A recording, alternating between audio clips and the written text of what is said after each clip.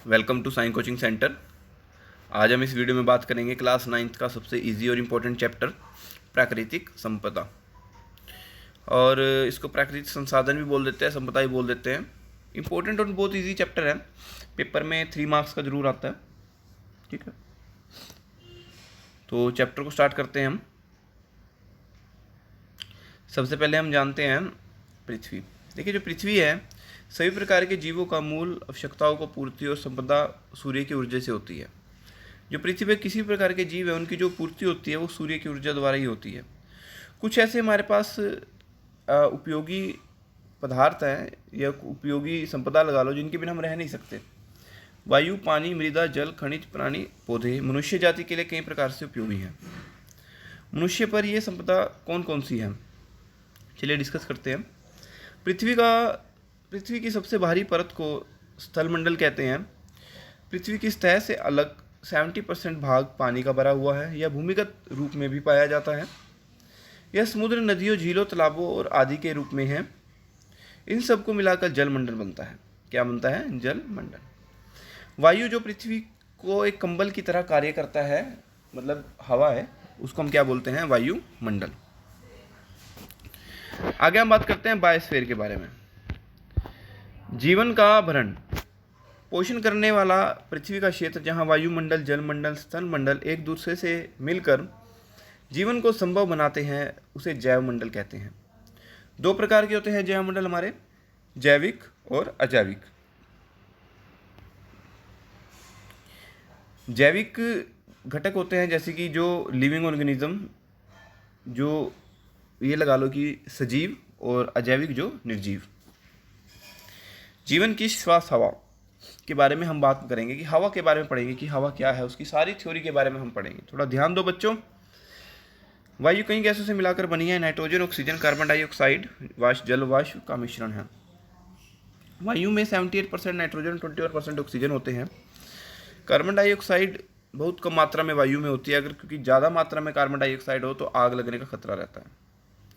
Helium, neon, argon, crystal जैसे उपयुक्त gas अल्प मात्रा में स्थित है हमारी वायु में। वायुमंडल की भूमिका क्या है? वायु ऊष्मा की कुचालक है। मतलब क्या होता है, अगर कोई हीट है, आग लग रही है, तो अगर वहाँ हवा आ जाए तो आग बुझ जाती है। वायुमंडल दिन के समय और वर्ष भर पृथ्वी के औसत तापमान से लगभग नियत रखता है। मतलब दिन के समय तापमान को थोड़ा स्थिर रखता है। वायु होता है जो मतलब तापमान को बढ़ने नहीं देता दिन में। यह दिन के समय तापमान को अचानक वृद्धि से रोकता है, अभी ज़्यादा तापमान होगा उसको भी रोकता है। और रात के समय ठंडक भी महसूस करता है। ठीक है, और क्या करता है, अंतरिक्ष से आने वाली जितनी भी गर्म है ऊष्मा है उसको भी, उसकी भी दर को क्या करता है? कम करता है। अब चांद की तुलना में हम देखें, वहाँ कोई वातावरण तो है नहीं, तो वहाँ का तापमान 190 से 110 डिग्री सेल्सियस के बीच रहता है। वायु की गति।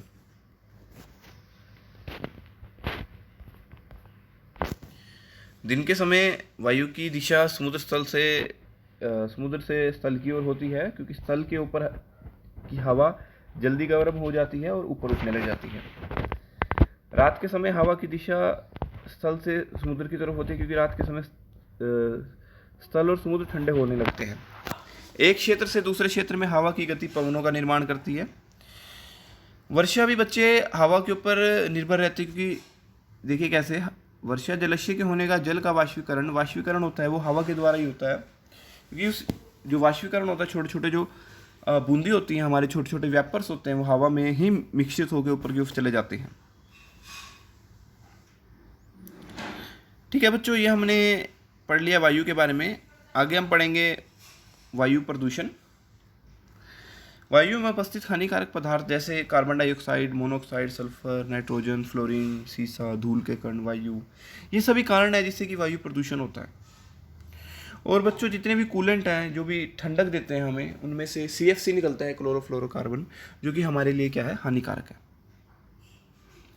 आगे हम बात करते हैं अम्लीय ऊर्जा के बारे में। अम्लीय ऊर्जा क्या है? अम्लीय ऊर्जा क्या है बच्चे? जो हम डे बाय डे बहुत ही वातावरण को नुकसान पहुंचा रहे हैं, अपनी गाड़ियां चला रहे हैं, बड़ी बड़ी फैक्ट्रियों में गंदे धुएं निकल रहे हैं, ये वातावरण में जाके उनकी गैसेस कौन सी है? सल्फर डाइऑक्साइड, नाइट्रोजन डाइऑक्साइड, वायुमंडल में मिलके जब बारिश का समय होता है तो गर्म पानी में घुलकर सल्फ्यूरिक अम्ल बन जाता है। क्या बन जाता है? सल्फ्यूरिक अम्ल।